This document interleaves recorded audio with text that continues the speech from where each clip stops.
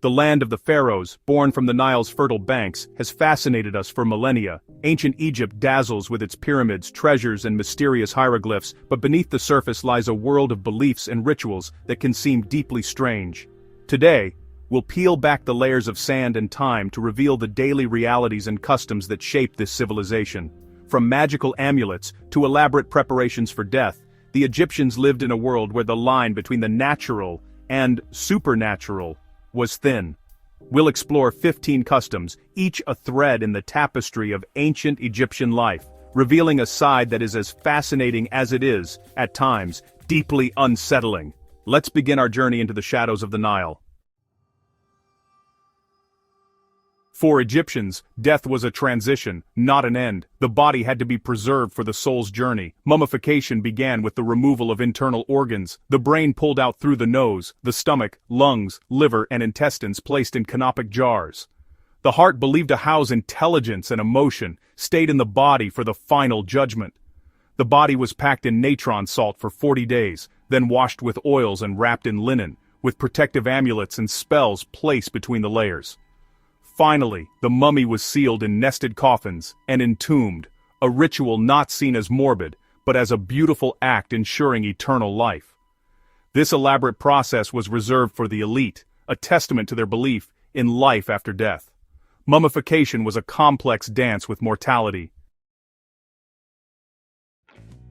In a world full of dangers, Egyptians relied on magic embodied in amulets for protection and luck. These objects, ankhs for life, scarabs for rebirth, eyes of Horus for healing, were worn daily and placed with the dead. Amulets were crafted from stone, faience, or gold, but their power came from their form and the spells they carried. In death, dozens of amulets were wrapped with the mummy, each protecting a part of the body or granting abilities in the afterlife. For Egyptians, amulets were a direct line to the gods, a physical manifestation of faith in a magical world. Magic was never far from reach. The Egyptians' relationship with their gods was transactional, offerings in exchange for divine favor. Animal sacrifice was a sacred ritual, not cruelty, meant to nourish the gods and maintain cosmic balance. Bulls, geese, and other animals were raised for this purpose, ritually purified and sacrificed by priests in temple sanctuaries. The choicest cuts were offered to the gods, the rest fed the priests and, during festivals, the people. Sacrifice bound the community together, linking gods, priests, and people in a shared ritual feast. It was a daily act that sustained both the divine and the mortal. The gods' favor was never taken for granted. Egyptians believed in a detailed afterlife, a paradise called the Field of Reeds. To reach it, the soul journeyed through the perilous underworld, guided by spells and knowledge. The ultimate test was the weighing of the heart. If the heart was lighter than the feather of Ma'at, the soul entered paradise. If not, it faced annihilation.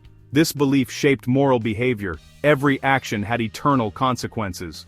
The afterlife was not a hope, but a certainty to be prepared for. Life was lived in the shadow of eternity. Death was just the beginning. Magic, or Heka, was a fundamental force in Egypt, woven into medicine, religion, and daily life. Priests and physicians used spells alongside remedies, believing both were essential for healing. Magic protected, healed, and even influenced love or childbirth. The pharaoh was the chief magician, performing rituals to maintain cosmic order. From grand ceremonies to personal prayers, Heka was as real as the Nile itself. Magic was the operating system of Egypt. To survive the underworld, Egyptians created the Book of the Dead, a personalized guide of spells and instructions for the afterlife. These papyrus scrolls placed in tombs contained spells to avoid dangers, pass gates, and maintain identity. The Negative Confession, a list of sins denied before divine judges, was a magical act of purification. Illustrations provided a visual map of the afterlife. The Book of the Dead was a cheat sheet for the soul's final exam. It reveals both the anxieties and hopes of a people obsessed with eternity. Preparation was everything. In Egypt's earliest dynasties, pharaohs were buried with their servants, hundreds sacrificed to serve in the afterlife. Archaeology at Abydos reveals mass graves of courtiers, officials, and even pets, all killed to accompany the king. This chilling practice showed the pharaoh's absolute power and the literal belief in an afterlife. Thankfully, it was soon replaced by Shabti figurines, magical servants that would work for the deceased in the next world. The shift from human sacrifice to symbolic substitutes marked a merciful evolution in belief. The afterlife's demands were met with magic, not blood, even death adapted. Egyptian cosmetics were more than beauty, they were magic, medicine, and status. Black coal and green malachite protected the eyes from evil spirits and infection, mimicking the markings of the god Horus. Scientific analysis shows these cosmetics boosted immunity, fighting eye disease in a harsh environment. Makeup was a daily ritual for men and women, symbolizing vitality and divinity. Even the gods wore kohl. Beauty, health, and magic were one.